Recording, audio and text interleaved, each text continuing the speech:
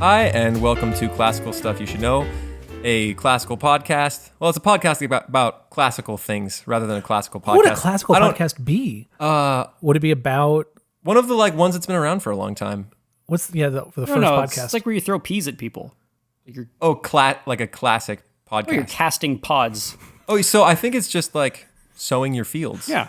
Is the original exactly. podcast. It's Yep, the original well done. podcasting. So is farming sowing- is the All right. classical podcast. Is the original Yeah, good. Well done. podcast. All right. So anyway, this is a podcast about classical things. We delve into the classical world. So ancient literature, books, philosophy, theology, art, architecture, which we've done less of up until this point, but we're planning to get into some point. And we just want to help bring laymen into the classical world and tell the story of Western culture, I guess.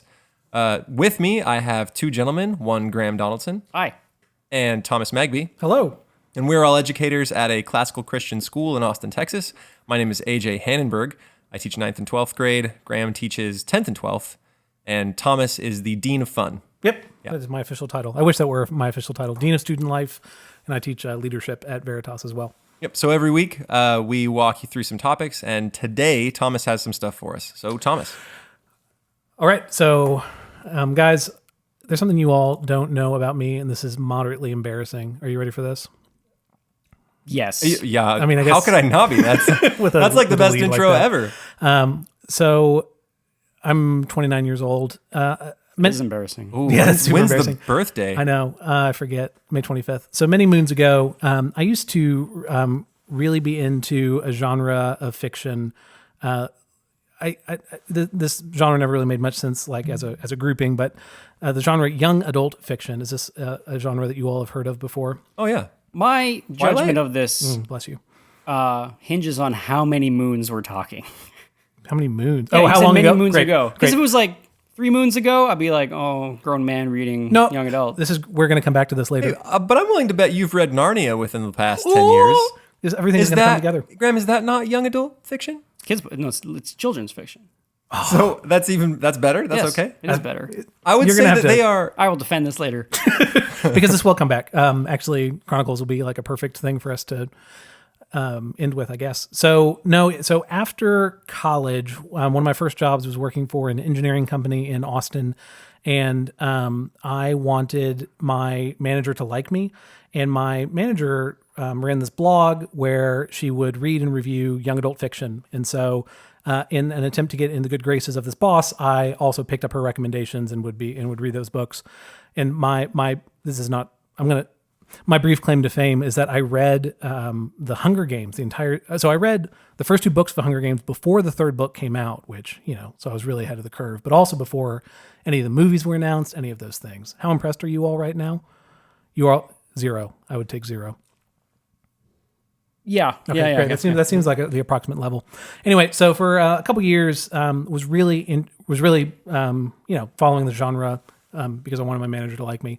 But then got a new job and never read those books again. But I'm curious if this is, I don't know, you all work with high schoolers and young adult kind of targets the demographic that we teach. Is this, I don't know, do y'all have thoughts on the genre? It's one that I always feel like is over marketed. It's like a book that's been created by people at a round table who are trying to think of how to market and sell future things. Yeah. That's how I've always sort of thought about it, is that it is the product of like a marketing meeting. So we're talking like Harry Potter, Animorphs. I used to love Animorphs. I read Animorphs all the time. I like in middle Goosebumps, school. or can you... Like bad Star Wars What are some, fiction, like- like the X-Wing series. Yeah. Or are we talking about Yeah. Like Hunger Games? Is that... So Hunger Games is the example I was thinking of coming into this. There's one called, I think Graceling is the first one, and I forget what the sequel is. Seeking Alaska, Isn't Divergent sort of the Divergent same would be a kind of perfect thing? example. Maze Runner would be another example. Oh, all my students know Greek gods from some old Percy Jackson. But I would say There you go. that's children's. Is it? More than it Does it is. go younger? I mean, you can start those at 7 to 8. Okay. Yeah. So So thoughts on it? Yeah. I've read some of those. Like I read the entire Hunger Games series, and while I wouldn't classify it as classical literature that'll stand the test of the ages, it was great fodder for like a weekend at the beach. Like if you want to just have something entertaining to read, it's great. And some of some of the things they do in those is like really basic moral lessons that I'm not going to fight with. Like on second and third readings, it's not going to yield much more than it did the first time, but that's not what you go there for. It's just like with certain movies, right? Like a heist flick. It's hard to watch it the second time because you know how the heist is going down. Yeah. Or even some action films that one time is enough, right? And that you came and you had a great time. And it's not a bad film, but it's not, Dead Poets Society. Yeah, as long as the characters have, Wait, that's a bad movie. Isn't it? Oh, okay. As long as the characters have, clear motivations and it's kind of entertaining and the story moves along. I mean, I could see how I, as a teenager, would have loved some of the books that are out now or were out when I was in my 20s that I didn't really read, but I could understand that 16-year-old Donaldson would have been all over that. Yeah, sure. And I read some stuff when I was young that isn't won't have changed my life, but it was great. I learned a few things. I learned to be nice to friends, and it's great. Yep. So I like that. In using so you all are asking for a definition, which of course, why would I want to provide that? When you all hear, so like young adult fiction as a genre, what are some elements that would go into that? What are of the books that come to mind when you think of that? Kind of what describes them? So if we were going to write our own, you said it's put together by committee, and so we're 3 people. Ooh. So you need a teenage protagonist, male or female. Take your pick. Teenage or I don't know, maybe a little bit younger, Sure, or maybe a little bit older, so you can kind of look forward to it. Yep. Yeah. So I'd say within a range of 18 to 12 as a protagonist. Okay. I'm just going to stick some numbers on it. Which is probably, that's the range that the genre is going for, that it wants to sell to, right? Exactly. So Some 18 sort to of 12. dystopian future. Okay, that's popular. Or some big problem that needs to fix, right? So if it's in a fantasy land, you've got an evil king or a queen or some sort of dynasty that's horrible and tyrannical. And for some reason, the main character is special. Yes, the main character is the chosen one, is special, has been prophesied, that kind of thing. So that you can feel like a unique flower while you read it. And then usually there's some sort of love interest. And in many of them, there's it's sort of a cheap bid for involvement, but it's a dual love interest, right? Hunger Games has it where she has to choose between Peeta and Gale. Peeta and Gale. And then the Twilight has it with the werewolf and the vampire, the sparkly one and the hot one. Yeah. Okay. And so it's an easy way to kind of keep suspense and have 2 sort of love interest characters that you can be interested in, and then they can resolve that at the very end, and it's fine. But the part that I appreciate you all are pointing to is that there's some element of the magical, the mystical. There's some, there's something that's beyond the ordinary that's a part of these stories. Would you all agree with that? Yes, and I think older books, older young adult fiction had it where maybe they were just a regular kid in the regular world, and then somehow they get transported to this crazy world, and then it turns out that they are the last starfighter, or they are the... That's a great movie. I love that. Is it a good movie? It is. I've had it recommended. Not a great movie, but it's... Or even in Narnia, you're the king, the kings and queens of Adam. Yeah. Harry, you're the chosen, you're a wizard. Yeah. So there's some how is sort Katniss of... special? It's just that she volunteers she can for shoot tribute. a bow really well. Oh yeah. And she gets outside of the colony. She's not your regular person. She goes outside to hunt. She's like a Mary Sue, right? She can just do everything pretty well. Yeah. It's from the Star Trek. Isn't that what Mary Sue comes from? It's just it's usually a derisive term for a character that doesn't can do anything. That can have sort of flaws. doesn't really have any flaws and can do everything. I guess that probably describes. She doesn't. I don't think no major flaws. I guess She doesn't want to do stuff. She's kind of lazy. That's true. Katniss is I don't want to be the focus of the revolution. but she had good reasons for it anyway. If we were at other elements, there needs to be some sort of thing that is a thinly veiled reference to something that most teenagers go through. So a test that will determine the rest of your life. That is definitely not the SAT. The big dance. Yeah. Or all the people who are adult age are kind of dumb and don't understand what's really going on. Oh, I love those. Yeah. Oh man, they're all duped a little bit, or you're the only one that realizes what life is really about, and everyone else is a zombie. They're all phonies. Yeah, but that's actually the message to the reader. They're the one who's real, and everything else. This makes me hate this genre even more. But when you read it, it makes you feel special. Yeah. You're the special one.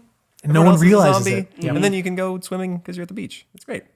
Oh, because you're reading the book at the beach. Because you're reading the book at the beach. So let's continue. We're going to track this idea. We'll be walking through an essay by Tolkien called "On Fairy Stories," which I don't think is a great title, but we'll probably start there. So I think there's something that is tapped into with this genre that I think is poorly served by the genre broadly. And Graham, you kind of got at it with the age thing, because you probably would judge someone who was older than 12 to 18 or much older than 12 to 18, like reveling in these books. But Reveling. Yeah. Not necessarily reading. Yeah, sure. When I first started teaching at Veritas, I had never read any of the Harry Potter books. And by that time, the series was completely done. And I read all of them in like a trimester just to read them. And man, they got long. Yes. Those last ones, like Harry Potter and the End of Trees. Yeah. Like, Harry Potter. Like Was that the name of the book? Harry Potter and the End of Trees? I don't think. That doesn't sound right. Much printing. Yeah. Just all the pages. That was a good joke. I'm over here giggling. I can't. Anyway, so but We just but reveling is if someone really reveled in it and were like, this Or is like the the height only- of art. or the only thing that they read is young adult fiction, right? So typically that would make me think that there's an element of escapism that they need. Right? They need some sort of escape from reality or to feel that they're special. Let's dive in. So If that was the only thing they reveled in, or reveled in that more than, Yeah. like that was their big escape. we will come. Escapism is one of the things we'll come back to at the very end. Also, I wish I don't know how you all always do this of knowing exactly where we're going. It's like you've read these things before. I asked this before the podcast, but for the listeners, have you all read this essay before on fairy stories? Long time ago. So I think maybe a long time ago, we had a student do a thesis on it. What, 6 years ago? really, 7 years ago? Harry Potter. I think they used Tolkien in their argument. I can't remember, but it was a long time since I've read it. Yeah. And I always get it confused with Chesterton's very similar essay on Fairyland or something like that. which even more frustratingly, Tolkien will bring into this essay. So there's kind of it's a thin line between the two. But we'll just start with the title of it, On Fairy Stories. When you hear that, what comes to mind? What do you think he's talking about in this essay? Stories of fantasy where the main character enters a new world, or typically something like that. Well, that's just because I have a little bit of background on what the word fairy means to both Lewis and Tolkien. What do you think 80% of people listening are thinking when he says On Fairy Stories? Oh, Tinkerbell. Tinkerbell, right? Yeah. Like a story about Tinkerbell showing up and does some kind of crazy hijinks. I don't know what Tinkerbell does, but right, like that was my understanding coming to it. So the fairies, and I learned about this from reading Lewis's book, The Discarded Image. There's a few different kinds of them. Some of them are really evil and demonic. Some of them are like high elves. Some of them are lower elves. You meet high elves in Tolkien's books with Elrond and the High Council. You meet low elves in The Hobbit, where they're just sort of dancing in the forest. And then there are sort of like the demons that'll carry you off. There's all kinds of different fairies, but they are all under that grand category of fairy. Yeah. They inhabit the world that is either hidden or not easily perceptible. In the Middle Ages, they were fallen angels that weren't that bad, so God let them have dominion in nature. And then different writers, I think there were a few different reasons for why they were there. It wasn't just angels. It was... But they do fit into the classical sort of medieval worldview. It wasn't that it was a magical world on another dimension. It was that they existed, but you just rarely ever saw them. Yeah. And every once in a while, they would break through to our world to either play tricks on us or to keep us humble or to like spill our soup in our laps. Well, that was usually like low elves are the mischievous. The high elves would meet for big doings in the world or sometimes for romantic trysts. That was just sort of their thing. Yeah, exactly. And so Tolkien is using this broader definition of fairy, not just talking about the short little creatures. He has his opening is to talk about how that usage of fairy to mean something like Tinkerbell is a very modern usage of it, and that the first usage of the term fairy it looks like Canterbury Tales. So is that Middle English? What's that called? Yeah. Sure. I mean, so it's in It's one of those. And the lady who wrote us that I was email going to should say know. what I thought it was, and then I remembered that we get emails about these things. which makes us better. Yeah, So, I don't know. I don't know which. Early modern, I think is. Yeah. No, mid-modern. Middle English, probably one of them. But so the first reference to fairy is from. It looks like it's from that period, but the term is of fairy is where it comes from. So fairy is this reference to not a creature, but a realm, a space, and so that's kind of what you're getting at. Of these mischievous creatures are. So they might be doing something on Earth, but they come from somewhere else, right? Isn't that so? In the case, if they were a fallen angel, it'd be heaven that they come from, but they come from somewhere that's not Earth. So they bring magic, they bring mischief. Those are common things that they do. But even in Tolkien talking about fairy, he's not talking about any specific creature. he says that a fairy story is stories about fairy, and he capitalizes it so as to say it's a location that is the realm or state in which fairies have their being. So again, a fairy story is not does not even necessarily have to have these beings that y'all are talking about. It's just anything that is involving the realm or state in which fairies have their being. He says later, a fairy story is one which touches on or uses fairy, whatever its own main purpose may be: satire, adventure, morality, or fantasy. So there are lots of different, genre that touch fairy. So fairy story would include many different things. Stopping there, basically anything that involves magic, I think, is one way of thinking about it.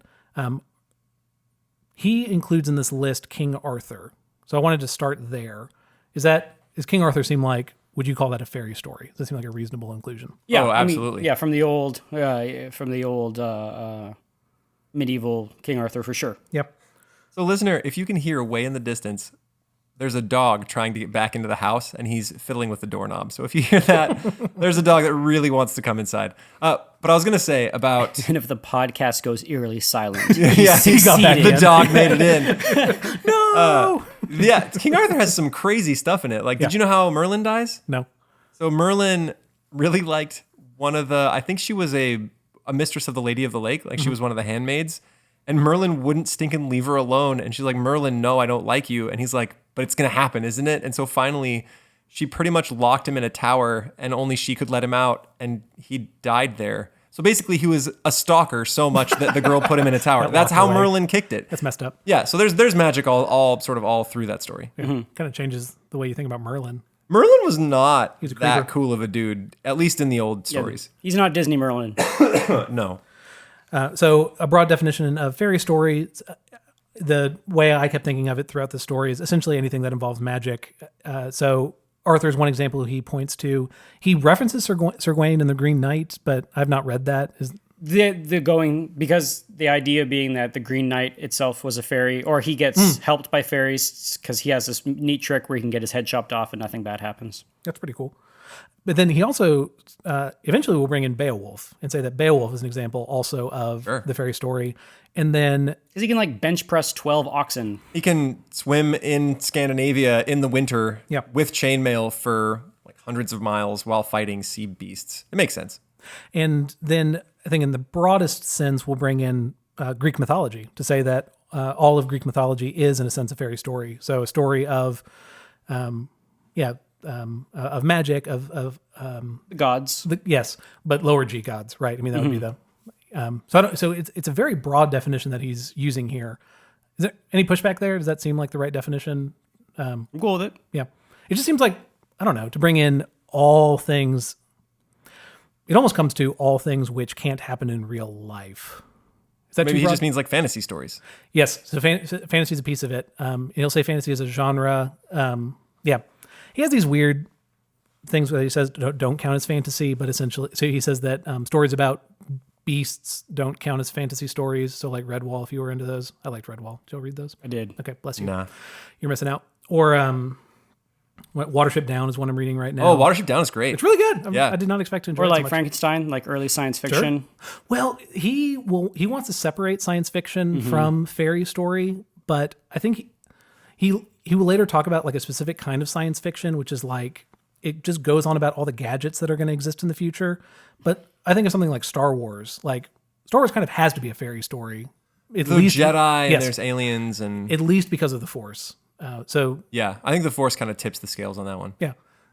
Can we chat about Watership Down really fast, just sure, for the listeners? We mentioned it, and we didn't say anything about it. Go for it. The Watership Down is kind of I don't know if it's a strict epic, but it's a tale about some rabbits who, one of them has a prophecy, and he realizes that the colony is going to be destroyed. And so he warns his friends, and they get out of there. And then the rabbits, it's the story of their journey to found a new colony and all of the horrible things they kind of meet along the way. And that sounds kind of silly, and like maybe it should have just been a story about people, but the author does a really good job of sort of maintaining rabbitness, which is such a weird concept, but they don't go very fast because rabbits are really bad at sort of going in one direction and not getting sidetracked by plants or just hopping around. And then they can't count past, I think it's like 4. Exactly. They say 1, 2, 3, 4 thousands. Like it's just anything after 4 is 1,000 things. And They have this part where they're trying to carry carrots and they can't do it, and it's like, oh yeah, they're rabbits, and so like you have this image of these rabbits trying to drag carrots. It's really funny. it's really adorable. And then they go to one colony where the rabbits have sort of taken up art and they've made these murals on the wall, and the main character rabbits are like, what in the world? What is that? Like, that doesn't make any sense at all. And they kind of revolt against the art on the wall just because it's so foreign and it doesn't make any sense. And it's really an entertaining book, and it's a pretty easy read. Yeah, I've never read I it. recommend it. it's on the bingo card this summer, Graham. Are you not? I don't do the summer bingo. You don't pick all of your books based on what's on the bingo I card? usually have picked all the books I want to read in the summer months before the summer bingo card comes out. Well, I lack planning, and I guess I just read those. So listener, Veritas puts out for the faculty, there's this, and the students, there's a summer bingo card of up to 25 books that we can read. It includes, there are some experiences, so like climbing or hiking and stargazing and stuff like that, but then a bunch of books on there too. Do you all know how many books you're going to read on this list? I've read some. I just need to go check Well, some no, off. man. I don't really pay attention to it because I never have enough time to read the books I kind of need to read for summer and for school, and then do the things they also want me to do. I guess that makes sense. Are you like one of those guys that cares about the points you have in your credit card? Yeah, a lot. Yeah. This will be my second summer to read all 25 books on the bingo list, so no big deal. Okay, so Flippin' nerd. I'm on a podcast about classical education with you two. So I guess that's a compliment. Okay, so fairy stories have this appeal. They've been told for a long time. That's kind of what we get to with. So if we bring in Greek mythology, so we essentially have the beginning of the written word is a fairy story, right? Iliad and the Odyssey, and then much of what happens in Greek tragedy is fairy story. So the question we'll kind of dig in, and this will lead us to young adult stuff. Why is that? What is it about the fairy story? What is it about these? Yeah, what is it about these stories of things that can't happen but can be imagined, that are alluring, that bring people back to either tell these stories or read these stories? Life is hard and boring. You want to say more? I mean, like I said, there's an element of escapism, right? Yep. You want to. So I think there's a few benefits that come with fairy stories. So one is you just don't like the day-to-day stuff. For me, that's grading papers and sending emails, and the best part of my job is actually interacting with students, but there's a lot of tough parts of my job. And I imagine the same is true of farming, and the same is true of being a clerk, and the same is true, like, life is just difficult. And after so many years, having some sort of escapism is awfully nice. And then with that escapism comes kind of a low stakes way to talk about moral questions. And I think this is especially true in science fiction, where you can kind of put it in a non-threatening way. This is in a future world. It doesn't involve you, it doesn't involve us, but let's talk about racism, except one guy's a human and the other guy is a Zork. And like, it's low stakes, right? Sure. You don't actually have to feel self-conscious about it. You can just think about the problem. And I think the same is true in fairy stories. Yep. For the classical world and much of the Christian West operated that the world that you could see was not all that existed in creation, and that there was a spiritual realm, there was a world behind the veil that at various points would cross over. And so then these stories help facilitate, and yeah, like AJ was saying, can tell moral stories. And especially for young people reading these stories, like when you're a teenager, you're kind of going through that point where you're going from a child, which is kind of just reacting to the world around you and learning about things and asking why. And when you are a teenager and you're growing up into adulthood, then you're trying to come to those conclusions about, okay, is there more to the world than just sort of physical material existence? Is there a spiritual side? Is there magic? I mean, if you want to frame magic as miracles, are there angels? Is there God? And this is ingrained in our hearts to ask that question. And these stories stir that up, and stir those waters, and help and sort of get you thinking about these kinds of things. So one last thing I'll say is maybe, and I'm reminded of this by Chesterton's book, Orthodoxy. And in that book, he talks about how real life is pretty much magic. Yeah. Right? You can literally put a tiny bean in the ground, and it will grow a plant that grows more beans. Original podcasting. That is, yeah, it'll grow a nice little original podcast.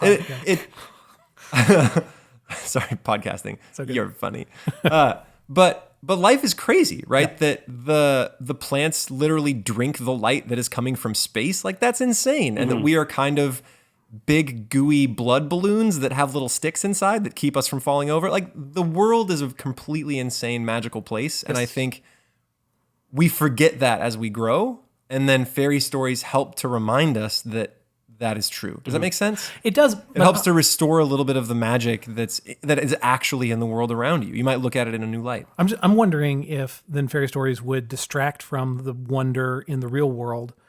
Graham's thrown out a quote in previous podcasts about how at some point in the ancient world, people would have been disgusted by the idea that we had to make up stories because the world is so wonderful as it is. Like, instead of fairy stories, should we be reading about botany, right? The magic, the mystery that is in botany itself.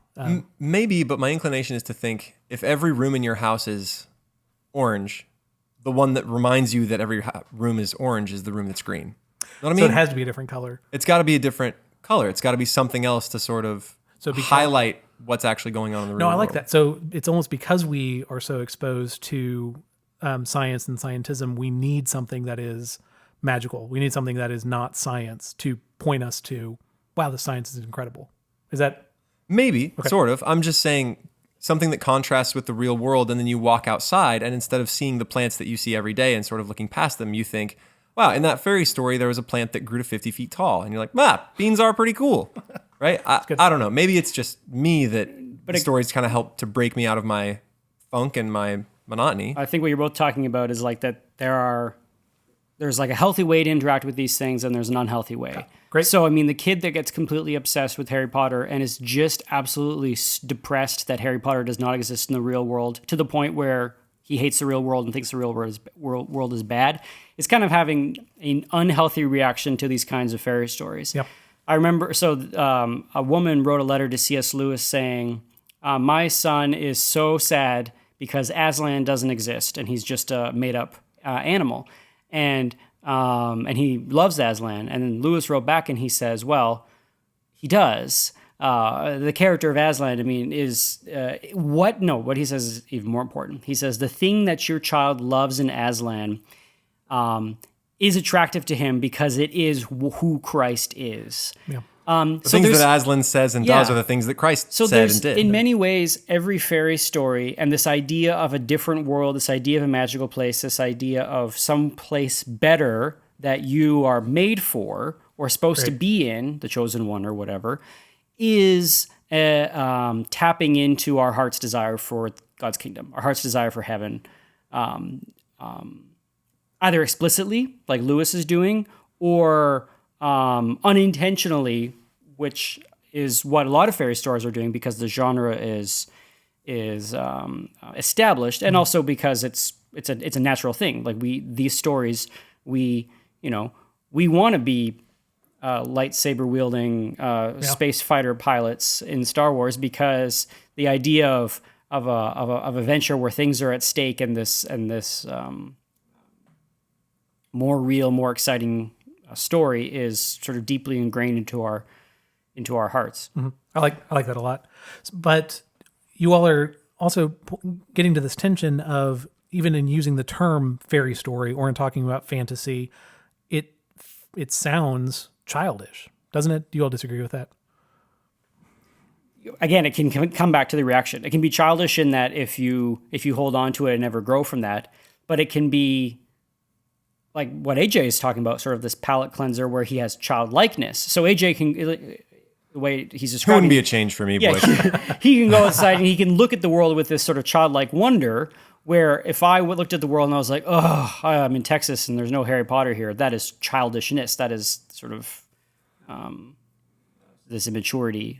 You're letting the story suck you out of the world. And I don't know, maybe it's because I know where Lewis and Chesterton are coming with their definition of fairy, and I know a little bit of the medieval attitude behind it, that fairy doesn't really alarm me anymore. And I know enough, maybe it's because I know enough older dudes that like fantasy books that it doesn't really bother me. And even Tolkien and Lewis, as they're writing this stuff, are older dudes who as they grow older, do not love the fantasy less; they love it more. Right? And some of those great lessons that come down through their fantasy books aren't just meant for Kids. young adults, right? They're meant for adults. But I guess, early on when we talked about the elements that fall into young adult fiction, one of them was that mystical, magical fantasy. Like that is a common genre that is targeted at that age of 12 to 18. But there's something about fantasy that is larger than that. So I guess I'm just trying to find out why that's there. Why is there something about fantasy that is for the 12 to 18-year-old? Is there something about fantasy that, is there something about fantasy that is especially impactful at that time period, or is that wrong? Should fantasy be the genre, and then there'd be fantasy books for teenagers, fantasy books for older people? Is that distinction? Yeah, I think it's just more that, I mean, like, yeah, I think there is something that when you're a teenager, and you're at that point in your life, you're asking questions about the way the world is, and what actually is true. Is there something else going on? And so those stories, I think, have a lot more power and a lot more resonance. I think when you're 35, when you're older, you're trying to make money, thinking about your job, thinking about retirement, and interested in politics, geopolitical affairs. You're looking at spy movies, and there's just different things are exciting you. But not fantasy, right? But not so much fantasy. Maybe. And I think maybe to people's detriment, because you've kind of settled your heart and mind on a specific way that the world is, and you don't need to have your world shaken. So, yeah. Or I think of like the dwarves at the end of the last battle. What happens to the dwarves? They are in the kingdom of heaven, but they are so stuck in their ways that they still think they're in a shed. Like they don't even have eyes to see the new heaven. Yeah. In kind of, I guess in that same vein, a thing that successful people will say almost as a badge of honor is, I don't read fiction. I don't have time for it. I only read, they wouldn't say practical books, but I only read business books. I only read things related to my field. And people normally wear that as a badge of honor, that I don't have time for those things, or maturity, or it's that's what I'm getting at. That a sign of maturity is not experiencing fantasy, not experiencing magic, not what I mean, like reading about these things. It's a disconnection from those is by some people, obviously not you two, and I hope not many of our listeners, but there are some who will see that a disconnection from that is a sign of maturity. Is that, and that's Tolkien's argument in this portion of the essay. So I'm glad you all are disagreeing with that, because I don't think it's true either. But I understand where they're coming from with that. In the same way that when we use this broad definition of fairy story, you all are reading those in 9th and 10th grade. Those are freshmen and sophomores that are reading those. Mm-hmm. But by the time you get to junior, senior, isn't there less of it? It's not all gone. Dorian Gray has some elements of... Oh, it's got fantasy in there. Yeah. But Great Expectations... yeah, a lot of it is gone. I don't know what you would call Crime and Punishment. Murder mystery. Yeah. So... Except not a mystery. Yeah. Yeah, they kind of just all lay it out right there, don't they? Yeah. But yeah, it's true. But I'm just saying, in moving from antiquity to modernity, I think there is also this decrease in... I don't know. Maybe that's an. But then in college, I took entire classes on Lewis and read a bunch of Edgar Allan Poe. You came back to it.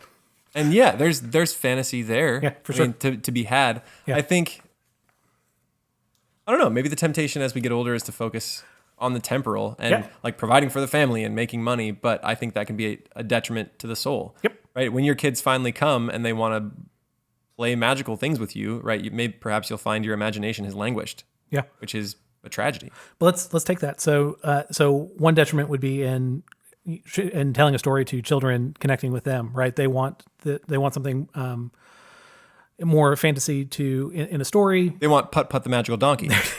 Or even, Watership Down, which AJ was just talking about, the author of it, his children asked him for a story, and I want to say they were on a vacation, and he needed to tell a longer story, and that longer story became Watership Down. That was just him kind of, obviously edited, but that's the origin of the story. And he could easily have just told it about people. Could have. Right? There was a war, and they were going to lose their town, but it's way more fun with bunnies, and it's so cute. This is anyway. It's a really good book. Everyone, but And the way the bunnies fight, by the way, is also hilarious. I just got past the part where they fought a cat, and that was anyway. Like they describe how rabbits fight. Anyway. They sort of flop around and kick with their back feet, and it's kind of awesome.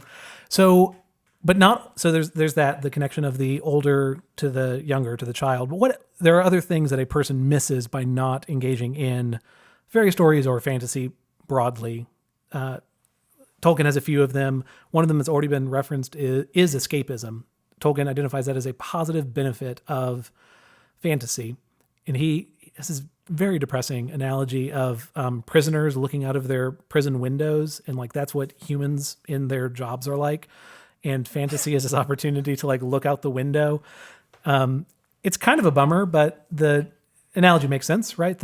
So if things are not great where you are, or even if they're going fine, your life is not as awesome as Narnia. Your life is not as awesome, depending on where you are in the story, as Middle Earth. Like there are things that are better about those worlds that you only get from reading about them. So that's the escapism he talks about.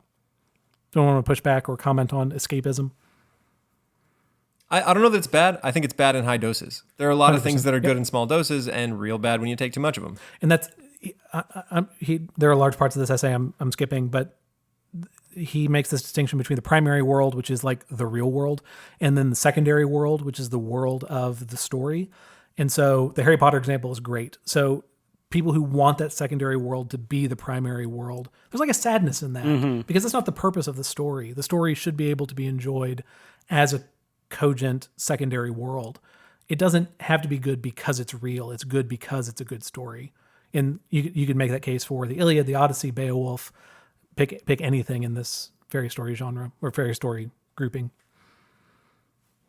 I mean, I think one of the reasons why escapism gets to be such a corrosive thing in the lives of people is a lot of people don't really see adventure or high meaning in their day-to-day life.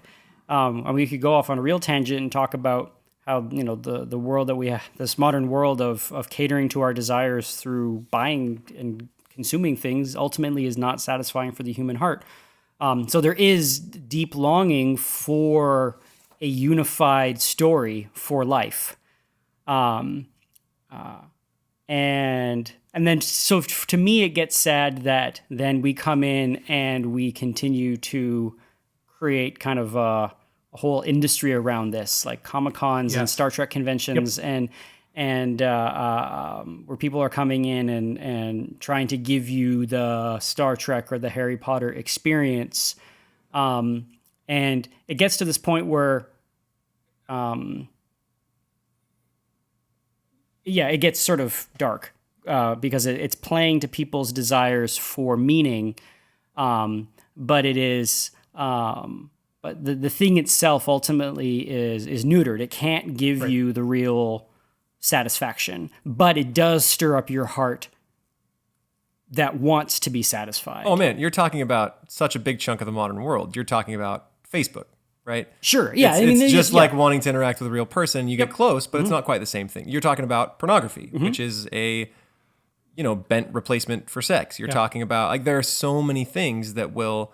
Like even misguided attempts to recapture youth, right? There are so many of these things where they will try to sell you as close an approximation as they can to the actual thing, but no one can actually sell friendship, right? True friendship can't be sold. True youth can't really be sold, and you can't get it back once it's gone. Like these, and I mean, I'll avoid the whole pornography thing, but yeah, I mean, But that's why I like so when you talk about young adult fiction being driven by a committee, that's the same idea you're getting at, that it's with the purpose of it's with the purpose of getting money. It's not Tolkien crafting a world. It's not Lewis crafting a world. It's fantasy as a tool. I get right? Fantasy as a means to the end of money. Or as a funnel, right? Like at the top of the, and that is the dark side of advertising. And then the dark side of the modern world is that we are, with sort of the advent of psychoanalysis 150 years ago, we think about what makes human beings act. And we know it's not, that it's not just our rational functions, that we sometimes we know things and we don't act in the way that we ought to be acting. Yep. And there is a whole dark side of our modern world that has come in and can supply those desires for that are ultimately unfulfilling. Now, the great thing is that you can have fiction that talks about those kinds of things and gets you thinking about it. So, I mean, every year in 10th grade, we read Brave New World because that is a work of science fiction talking about the sort of dystopian future where that idea of satisfying desires has been taken to a completely centrally organized way. Yeah. Anyway, so I really wonder what Tolkien and Lewis would have thought of kind of the modern young adult sort of industrial complex that we have. Yeah. I don't think it was probably much different back then. They had publishers and they had but they people didn't trying to make money off of they kids' didn't have books. Peter Jackson and Percy Jackson? No, the director. The director. Oh. And they didn't have like the 3-part Hobbit. Oh, that's fair. So maybe That's an example of like just a marketing committee coming together and being like, how can we? But if they were living in the Squeeze this, 40, 50, 60s, they were still experiencing like the rise of cinema. And Well, Lewis went to go see, I think really famously, he went to go see Snow White and the Seven Dwarfs, and he sat there and he's like, those aren't dwarves. it's so good. So I think maybe fantasy is troubling when instead of taking the lessons that Harry Potter is supposed to instill in the human being, right? That you can be a good, decent person and stand up against evil, even against harrowing odds with the help of your friends, right? Which is it's a great lesson. Yeah. Instead of bringing that back to your regular everyday life and then integrating a little bit of that magic into your world, you think Harry Potter is the only place where people can be good and have true friendship. Yep. That is the place where I need to be. And then you try to convert the regular world into the Harry Potter world instead of trying to do it the other way. Well, trying to like bring a little bit of Harry Potter and make the regular world a better place. One genre that did this probably a little bit more successfully, not successfully, but could bridge that gap between quote unquote the real world and the fiction world are like the latter 19th century, like frontier novels and Western novels. Like here is this plucky person who's going west and he's making a name for himself. And you know, you have this kind of, these adventure stories of in this era. I'm trying to think of some of the titles that aren't too late. Like Hatchet was a. I'm saying Louis L'Amour. Yeah. Yeah. But then you have that kind of sense of adventure crystallized in the early 20th century, like Theodore Roosevelt, right? Mm-hmm. And he kind of typifies this.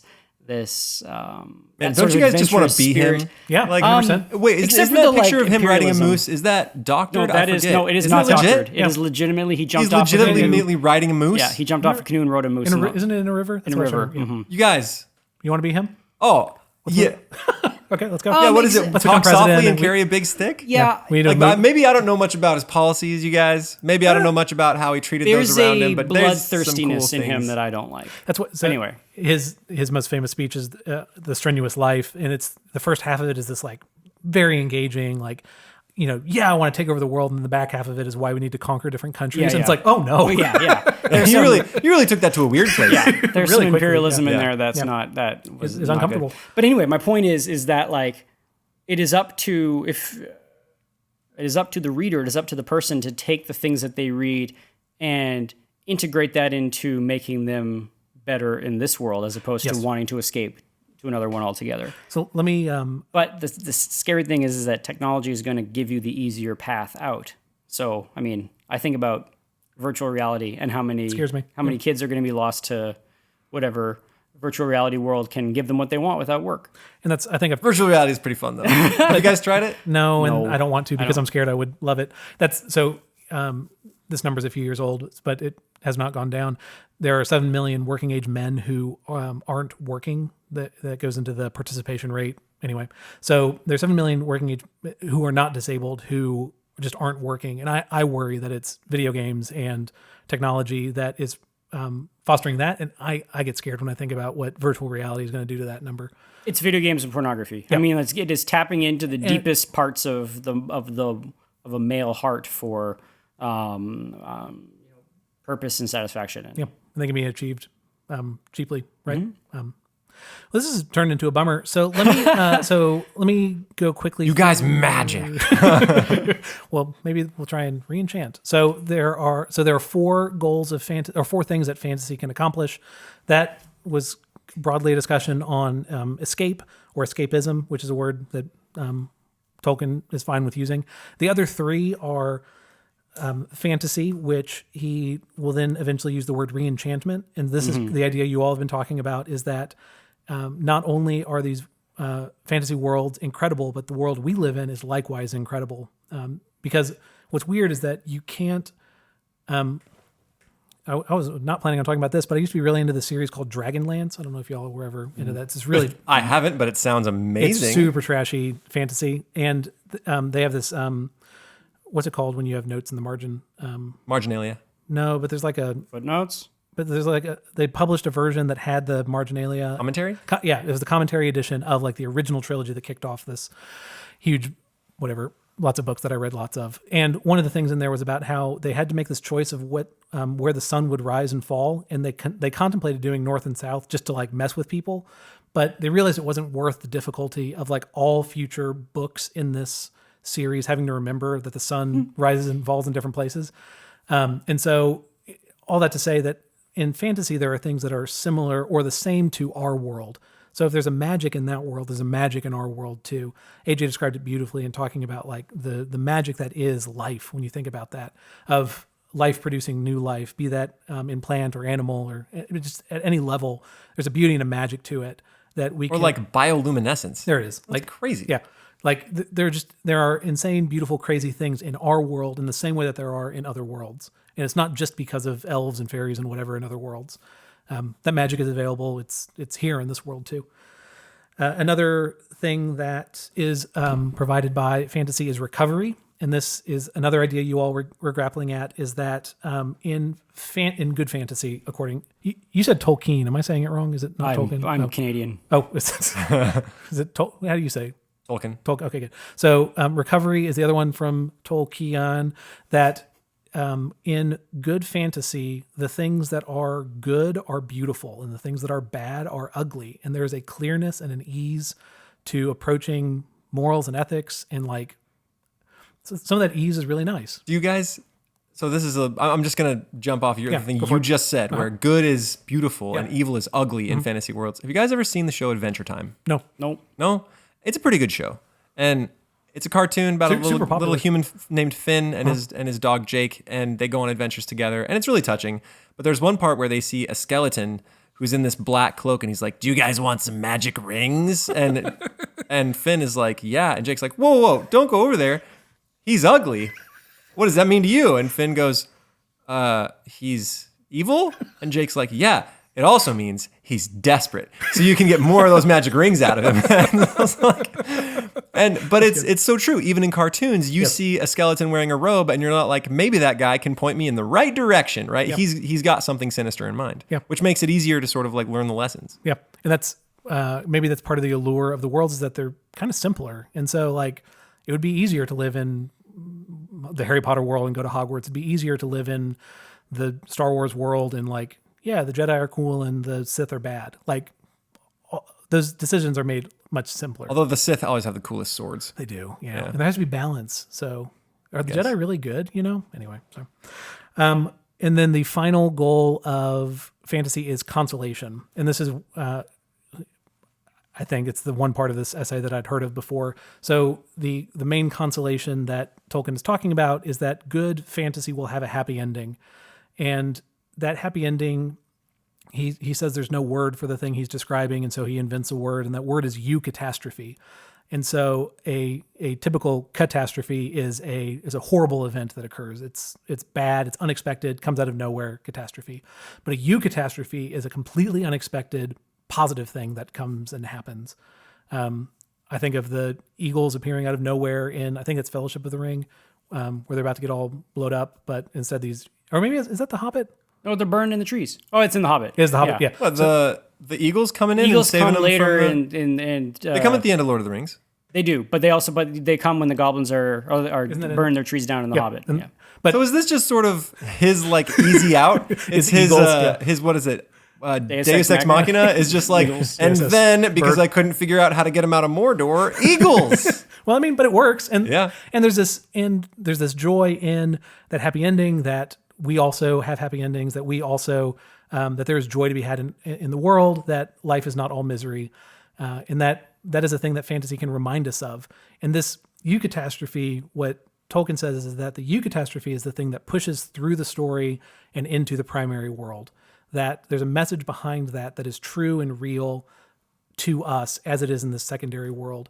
And that's the thing we should take from fantasy. Not wands are cool, not swords are cool, but that there's hope, that things can happen that are unexpected, and salvation is possible if you want to start using religious terms.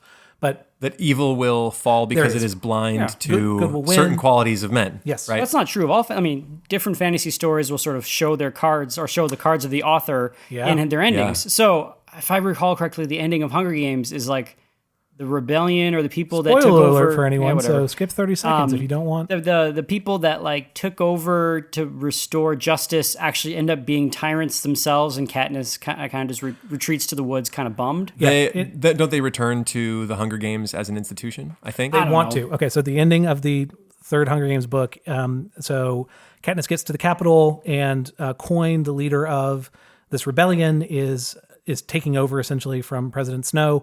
But Coin wants to have vengeance against the people that did harm to the districts. And so what Coin wants to do is reinstate the Hunger Games for the people of the who are in Capitol, charge. right? Yeah. Mm-hmm. But instead, Katniss is about to be crowned or whatever, about to get some award. She kills Coin. She kills the leader of the rebellion that she had just been serving, and throws everything into anarchy. There's also the super bummer part we're skipping over where Katniss' sister is killed. Kind of random, kind of unnecessarily.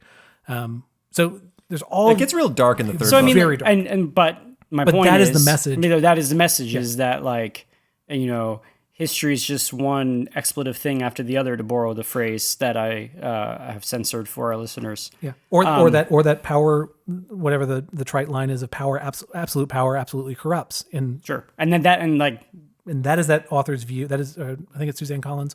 That is the author's view on the world that you see in that moment. like eat that up, kids, right? Like Yes. and so this is sort of Tolkien's point is that you say what you I mean you can package or you present the world of you present the story of the universe of what you think it is through your fantasy stories. Yes. And so for people that are for whom the world is just materialist power grabbing, you're going to get the endings like the Hunger Game. And for people who think that the world ends with the true king coming back and restoring all and wiping all tears away, you get the ending of Narnia. Narnia. You get the ending of Lord of the Rings. You get these. But can I exonerate Hunger Games just a little bit? Because while it might can't. classify under a fairy story, strictly it's a dystopia. Yep. And the job of a dystopia is to be a warning, right? It is not to end well. If it ended well, and it kind of does because she gets the boy and there are some other good Yeah, things. great. Right Whoop-de-doo. I know, but yeah, it's a thing. And so it kind of ends well, but the real point of a dystopia is to end poorly as a warning, right? That's Brave New World. Yep. That's a little bit of Frankenstein. That's, any good dystopia. 1984. Mad Max Thunderdome. Mad Max Thunderdome. None of these are supposed to end with you thinking like, there is hope. It's supposed to be, oh my gosh, if I don't fly right, society's going to go screwy. So that's if it makes that's the the right point of a message. dystopia, then Hunger Games did the job, if Achieves that's it. how Yep. it worked. For sure. It's still a bummer. I don't know. I mean, it's depressing, That's the sure, goal of it. Yeah. but she could very easily write another book that had a good ending. But I think if it would have ended well, it would have rendered the whole series pointless. What? Or at least it wouldn't have done the job of a dystopia. Yes. To prove to out serve that as a things are warning. actually that bad and will always be that bad because of something in mankind, right? I mean, that's Sure. It makes that point. So that is there's also an epilogue which follows this idea of eucatastrophe. There's so in C.S. Lewis's conversion story, he in his letters talks about how he came to realize. So Lewis and Tolkien were big nerds of Norse mythology, if I'm not mistaken, and so Didn't they used to read it together in the original language? isn't that cool? But translation is a waste of time, isn't? Oh, sorry. So they would talk about these translations. They would talk about these works, these myths. But Tolkien would bring in the story of Christ, in using myth not in a pejorative term, but just kind of the mythical nature, the kind of magical nature of what God did through Christ, eventually leading to Lewis's conversion. Lewis would eventually say that Christ was the one true myth, the one myth that became truth. And Tolkien ends his essay in an epilogue where he expands on that idea that the big eucatastrophe that actually happened in our primary world is Christ's birth into the world, and then the fulfillment of that eucatastrophe is Christ's crucifixion on the cross. And the what is incredible about these stories then is not only those things that happened, but it's a myth that we want to be real, that is real. And that, so it's a myth. Graham was just talking about this longing for myth from the secondary world to enter the primary world, and that's actually happened. And that's how Tolkien wraps up the essay. So all that to say, the only reason I want to hate on young adult fiction is that I think that it taps into these deeper things that are not only for children, they're not only for youth, the desire for escapism, the desire for reenchantment. And so to relegate fantasy to young adult, I think does a disservice to fantasy. So that's just one general thought. But then also to misuse those things instead of actually meeting those needs through reenchantment or escaping or any of those things, abusing the system. But some young adult fiction does a good job. Narnia is one of those, I think. I think. Yeah, I agree. Maybe, am I just complaining that new things are bad and old things are good? Like, no, because I'm sure there was some bad young adult fiction then too. It just fades away. Yeah, it's just gone now. It just doesn't stick. And he hates on I think it's Andrew Lang. He hates on a collection of on fairy stories that were popular at the time that you've probably never heard of. Yeah, exactly. Which is kind of nice. Most of them are adaptations of Grimm's stories, but like he takes out all the sad parts of Grimm and then like packages them, and it's just really funny.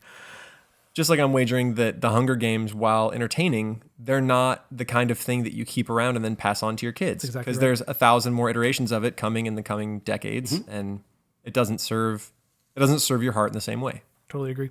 So that is everything I have to say about fairy stories and why young adult fiction is bad. All right, thank you. Well, it sounds like me and Graham kind of nailed it on this one. Y'all did really well. Y'all were guess all the answers? I think y'all wrote this essay, so Great congrats. job, me. It could also be that we've both read it before and also read a whole bunch of those authors that have to do with fairy stories. That is 100%. And teach those books. That is probably definitely it. Yeah. All right, thank you for listening. This has been Classical Stuff You Should Know. You can email us at classicalstuff@veritasacademy.net. We all have access to the email, which means sometimes we're confused about whose job it is to write back. We will. It just, one of us kind of has to, get some coffee and have a productive day. You can also tweet at us at CLSSCAL. Stuff. Not at Twitter. At Twitter. At the twits.com. Yep. And you can check us out on our website, www.classicalstuff.net, where you can see pictures of our cherubic faces down at the bottom. Yep. Just log into the information superhighway. Yes. And you can access World Wide Web. all of our episodes there. We are also on Google Podcasts and iTunes. Yep. If you are listening on the website and you'd like to get to it a little bit easier. Have we ever said this officially? We post every Tuesday. I don't know if we said that. I don't know if we've ever said it, Wow. but new episodes come out at 6 a.m. on Tuesdays, just in time for your morning commute. Yeah. Sometimes it takes a little time for the services to refresh, but they're there. I promise I put them up at 6. Sometimes Google just takes a little while to realize it's there. Yeah. And that's our story. So this is AJ Hannenberg with Graham. Yes. And Thomas. And Thomas. Signing off. We will see you next time. Bye. See ya.